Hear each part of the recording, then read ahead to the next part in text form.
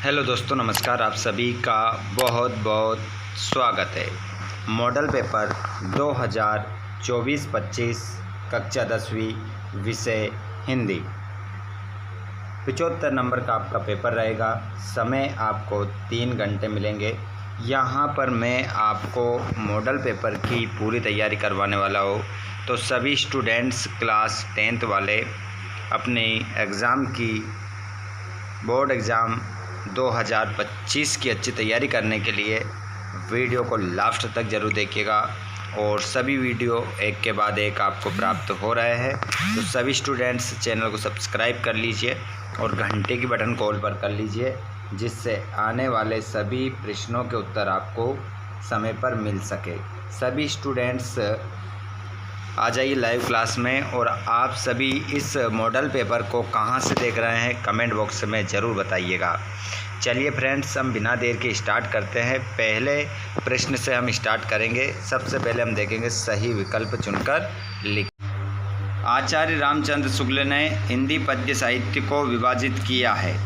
यहाँ पर आपका आंसर क्या होगा? 4 कालों में। 4 कालों में आपका करेक्ट उत्तर हो जाएगा। परशु का अर्थ होता है, तो परशु का जो अर्थ होता है वो क्या होता है? फरसा। विभाव, अनुभाव, व्यभिचारी, संयोगात रस निष्पत्ति, ये परिभाषा किसकी है? तो ये परिभाषा है भरत मुनि की।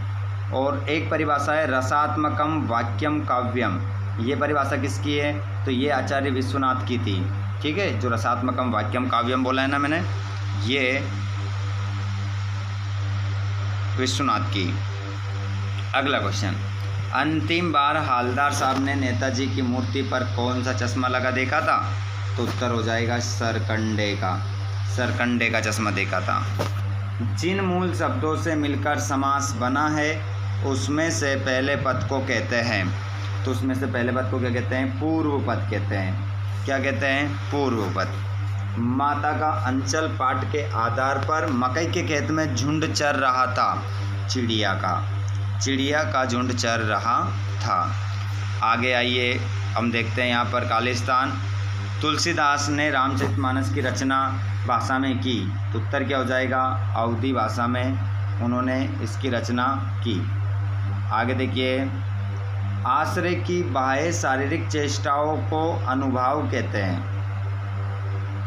विस्तृत कलेवर वाले काव्य को प्रबंध काव्य या फिर आप इसे महाकाव्य का नाम भी दे सकते हैं। महाकाव्य कहते हैं। ठीक है, क्योंकि प्रबंध काव्य का ही अंग है कौन? महाकाव्य। दिल्ली चलो का नारा सुभाष चंद्र बोस ने दिया था। विधान वाचक वाक्य से किसी क्रिया के करने या होने की सामान्य सूचना मिलती है। भोलानाथ और उसके साथी अमोले को घिसकर सेनाई बनाते थे। अमोला मतलब जो आम की गुठली रहती है ना, उसको क्या करते थे? ये घिस देते थे। और जब इसको बजाया जाता था, इसमें फूंक मारी जाती थी, तो ये सेनाई जैसी क्या निकलती थी, इसमें से आवाज़ निकलती थी। आगे हम बात करें तो यहाँ पर सत्यपत्य है। सूरदास के पद में तेल की गागरी श्री कृष्ण को कहा गया है। असत्य। श्री कृष्ण को नहीं कहा गया तेल की गागरी। तेल की गागरी कहा है उद्धव को। संचारी भावों की संख्या 35 मानी गई है। असत्य, क्योंकि इसका आंसर क्या होगा? 33। इस कारण से यह सत्य हुआ है। बाल गोविंद भगत मंझले कद के गोरे चिट्टे व्यक्ति थे। सत्य। लेखक ने मैया के आंचल को प्रेम और शांति के छंदोवे की छाया कहा है। तो इसका आंसर भी आपका सत्य हो जाएगा। वाच्य के प्रकार 4 होते हैं। असत्य, क्योंकि 3 होते हैं। लेखक शिवपूजन साई के पिता आटे की गोली या मछलियों को खिलाते थे। सत्य। जोड़ी मिलाएंगे बच्चों, जोड़ी मिला लीजिए। भृगुकुल के ध्वज कौन हैं? तो आपका आंसर हो जाएगा परशुराम जी। दोहा छंद एक अर्धसमात्रिक छंद है। कहानी के तत्व कितने होते हैं? 6। निस्तब्धता का अर्थ क्या होगा? सन्नाटा। और गले का हार बहुत प्रिय।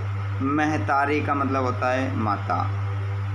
ये हमारी जोड़ी मिल चुकी है, नंबर भी डाले हैं। उसके बाद में 5वां प्रश्न यहाँ पर देखिए।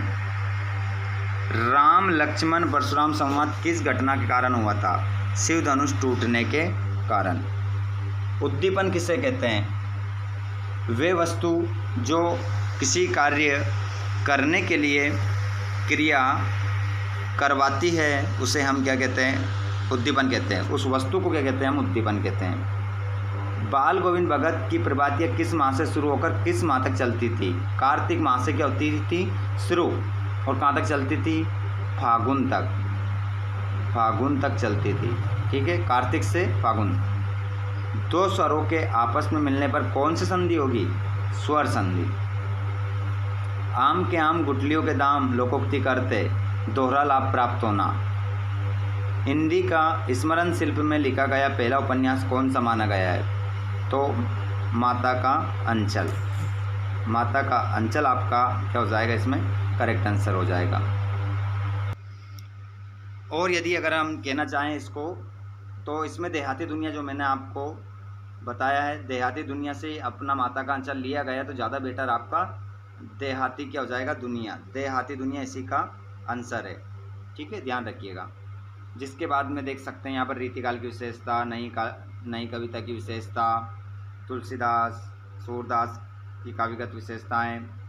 आपके जो पाठ हैं, रस हैं, इसमें आ रहे हैं। एक एक क्वेश्चन को आप पढ़ लीजिए। महाकाव्य खंडकाव्य में अंतर देख लीजिए। चौपाई छंद की परिभाषा देख लीजिए। जीवनी आत्मकथा में अंतर देख लीजिए। ये सब क्वेश्चन आए। बाल गोविंद भगत की दिनचर्या लोगों के अचरज का कारण क्यों थी? कैप्टन बार बार मूर्ति पर चश्मा क्यों लगा देता था?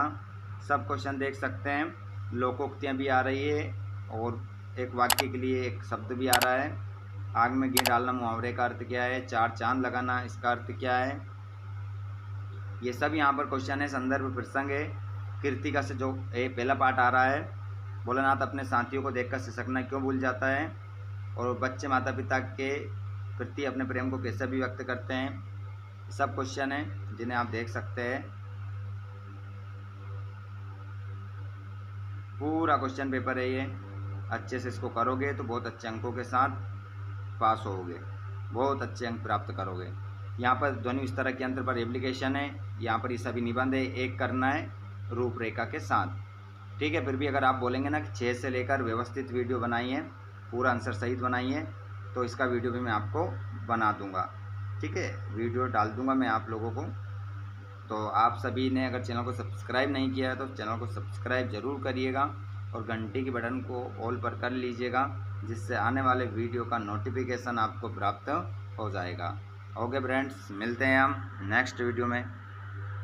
Thanks for watching. जय हिंद।